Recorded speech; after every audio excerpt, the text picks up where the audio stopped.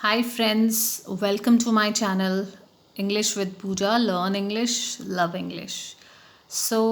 Today I'm gonna explain you the text of On His Blindness. It is a sonnet written by John Milton. As you know, John Milton was the representative poet of the Puritan age. Puritan age का सबसे ज़्यादा जो पुरितन as को represent करता है वो उनमें से जॉन मिल्टन हमारा पोएट है।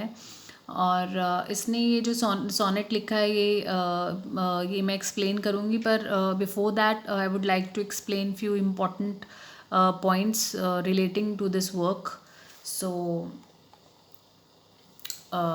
okay, the first one is John Milton's poem On His Blindness. It's a well-known autobiographical sonnet. Autobiographical sonnet है ये. Autobiographical sonnet का मतलब ये होता है कि यहाँ पे ये अपने बारे में लिख रहा है, खुद की जो आप बीती है उसको लिख रहा है, उसको कहते हैं ऑटोबायोग्राफिकल.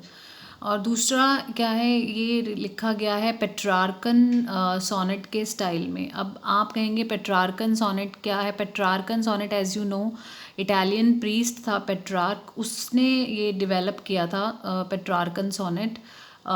ये इसमें पेट्रार्कन सोनेट में होता क्या है कि इसके अंदर 14 लाइंस होती हैं इस सोनेट में.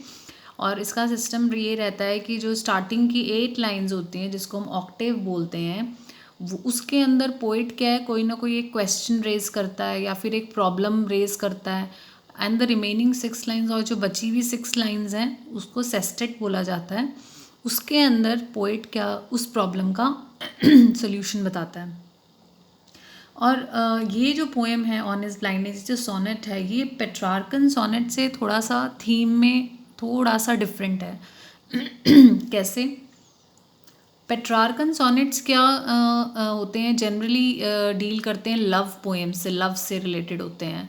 पर ये जो सॉनेट है ये इसमें लव वाला कुछ भी सिस्टम नहीं है. ये इसके अंदर स्पिरिचुअल या जिसको कह सकते हैं फिजिकल पेन है राइटर का, कि वो ब्लाइंड हो गया, उसके बारे में वो लिख रहा है. उसकी आत्मा उस टाइम क्या चीज़ महसूस कर रही है उसके बारे में लिख रहा है. इसलिए थोड़ा सा कन्वेंशनली अगर हम देखें तो पेट्रार्कन सोनेट से थीम में थोड़ा सा ये डिफ़र करता है.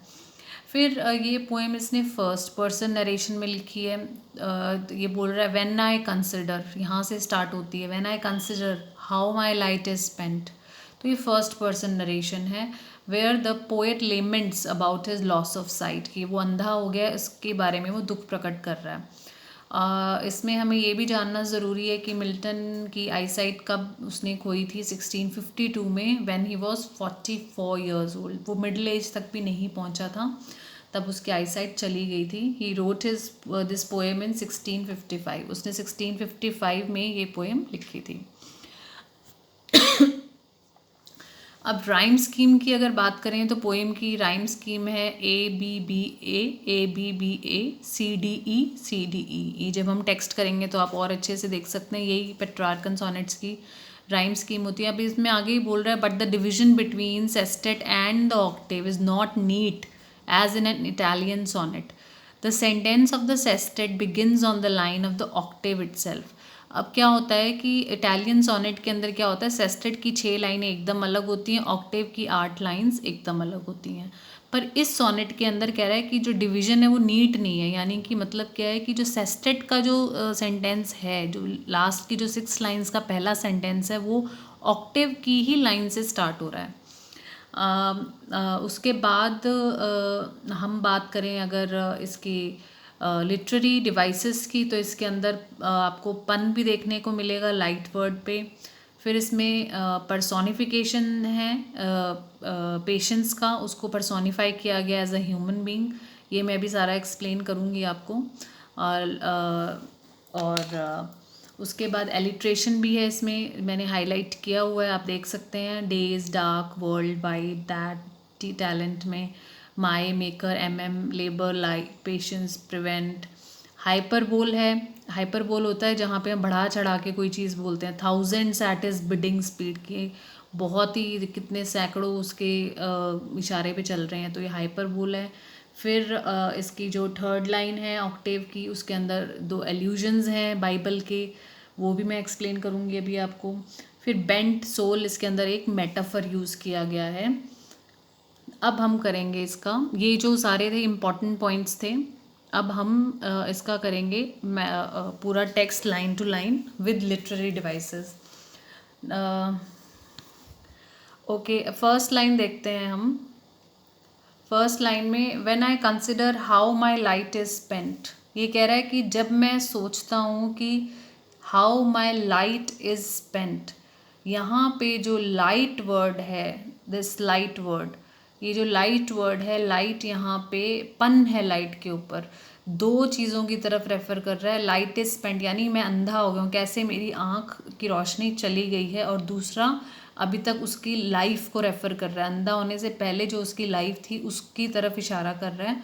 तो देर इज़ अ पन, when I consider how my light is spent.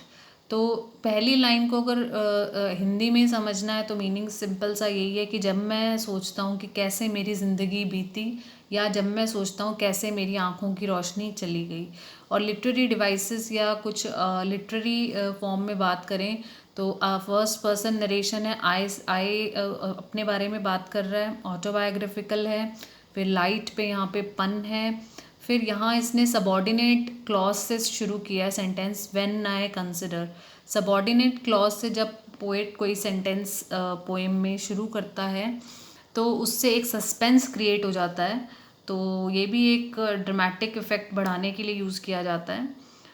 एर half my days in this dark world and wide, कह रहा है अर हाफ माई डेज, अर का मतलब बिफोर, कि मेरी मिडल एज आने से पहले ही मैं अंधा हो गया हूँ, मतलब 44 पे हुआ था कि अभी तो मेरी आधी उम्र भी नहीं बीती और मैं अंधा हो गया। In this dark world and wide, इतने बड़े संसार में, इन दिस डार्क वर्ल्ड। अब डार्क, यहाँ पे डार्क पे भी आप देखेंगे तो डबल मीनिंग है। डार्क वर्ल्ड, डार्क वर्ल्ड कैसे कि स्पिरिचुअलिटी के नाम पे जो ये संसार है वो एकदम अंधेरा है, वहाँ पे कोई लाइट नहीं है, और वो उसको उसके लिए वैसे लाइट नहीं है क्योंकि लिए वो ब्लाइंड हो गया है।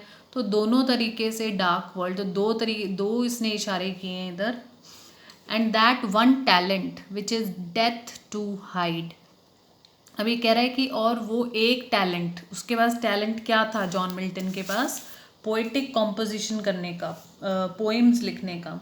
तो कह रहा है कि एक ही तो मेरे पास टैलेंट था। अब वो कह रहा है कि which is death to hide, अगर कह रहा है कि अगर मैं ना लिखूँ, उसको छुपा लूँ, तो अगर मैं कुछ भी नहीं कर पाया तो फिर तो मुझे मर जाना चाहिए, ये कह रहा है। फिर then that I deserve to die. पर अब वो कह रहा है कि मेरा जो ये टैलेंट है, lodged with me useless, lodged मेरे साथ रह रहा है, फिर यूजलेस है, बेकार बेकार पड़ा है मेरे साथ, क्योंकि लिए मैं अंधा हो गया हूँ। दो माई सोल मोर बेंट, पर जबकि मेरी जो आत्मा है वो किस तरफ झुकी हुई है, उसका किस तरफ झुकाव है क्या करने का, to serve there with my maker, मेरे को जिसने बनाया है, मुझे किसने बनाया, गॉड ने बनाया है, तो मैं चाहता हूँ मैं उसकी सेवा में, मेरी आत्मा चाहती है कि मैं उसके लिए कुछ करूं। अब हम इन 3 लाइंस में देखेंगे जहाँ ये टैलेंट वर्ड की इसने बात की है, तो ये एक एल्यूजन है, ये एक बिब्लिकल एल्यूजन है। इसमें एक ये स्टोरी है मैथ्यूज़ की। मैथ्यूज़ के अंदर क्या होता है कि 3 सर्वेंट्स होते हैं और उनको तीनों को पैसा दिया जाता है। तो 2 जो होते हैं वो तो डबल कर लेते हैं अपना पैसा अपना काम करके, जो तीसरा सर्वेंट होता है वो सोचता है कि कैसे करूँगा, मुझे तो कुछ आता नहीं है, तो वो उसको मिट्टी में दबा देता है। तो जब उनका जो मास्टर होता है वो वापस आता है और उनको भगवान को पता होता है कि इसने छुपाया है, तो उससे बहुत ज़्यादा नाराज़ होते हैं। तो वो कहते हैं कि इसके अंदर मैथ्यूज़ के अंदर कि तुम्हें उसके लिए पनिश किया जाता है एक्चुअली, जो थर्ड वाले को, कि तुमने अपना टैलेंट को वेस्ट किया है। टैलेंट यानी मनी, टैलेंट का मतलब उस बिब्लिकल एल्यूजन के अंदर पैसा है, और यहाँ पे उसका टैलेंट है पोएटिक कॉम्पोजिशन, कि तुमने जो अपना टैलेंट है वो वेस्ट कर दिया है। तो बहुत ज़्यादा उस पर नाराज़ होते हैं।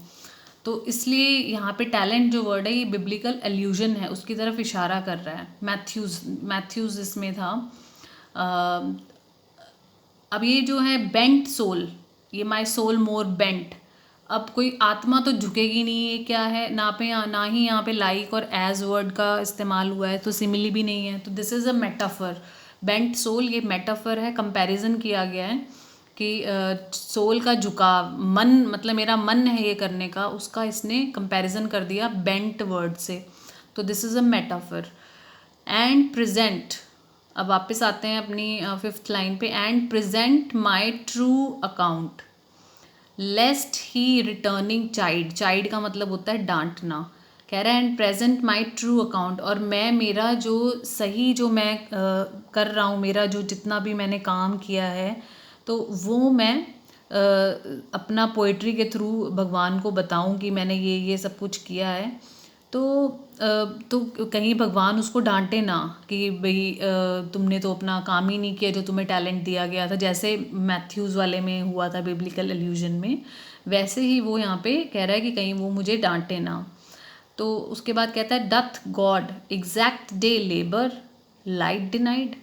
फिर कह रहा है कि जो पोएट है वो भगवान से पूछ रहा है क्वेश्चन कि क्या सच में भगवान आप एक अंधे आदमी से ये काम चाहते हो करवाना, कि भी मैं वो अंधा है फिर भी वो कुछ अपना जो टैलेंट को यूज़ करके आपके लिए ये सब करके दे।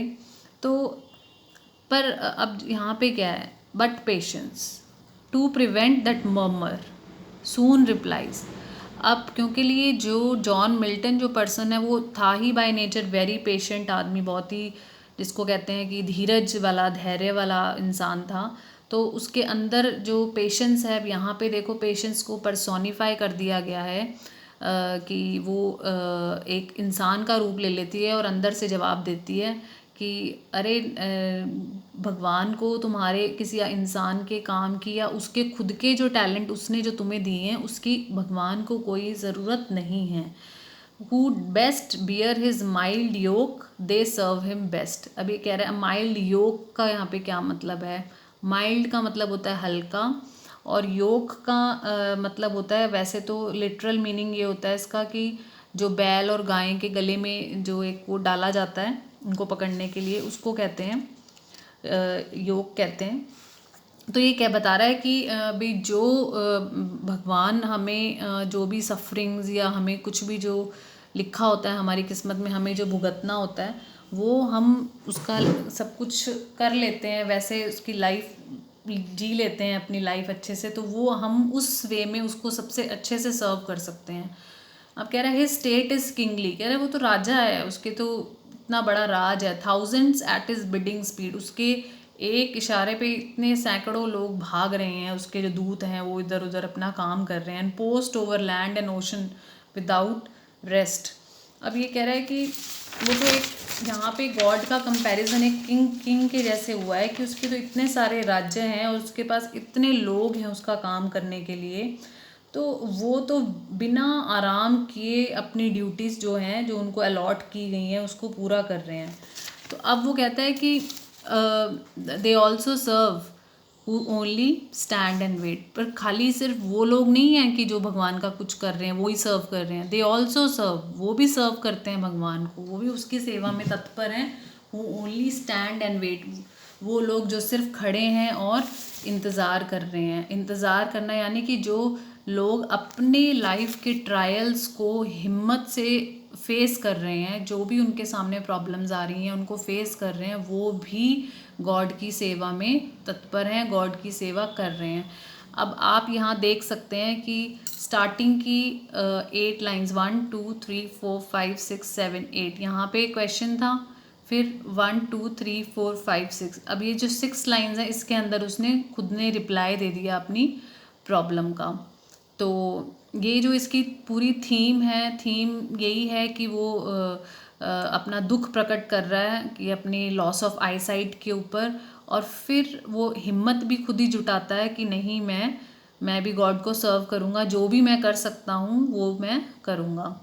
तो this is a beautiful sonnet written by John Milton, और जॉन मिल्टन ने और बहुत फेमस वर्क्स लिखे हैं, जैसे सबसे ज़्यादा फेमस इसका पैराडाइज लॉस्ट है, फिर इसने पैराडाइज रीगेन्ड, सैमसन एग्सोनाइट्स और कोमस लाइसिडियास और अलेग्रो पेनेस्रो ये सब लिखे हैं।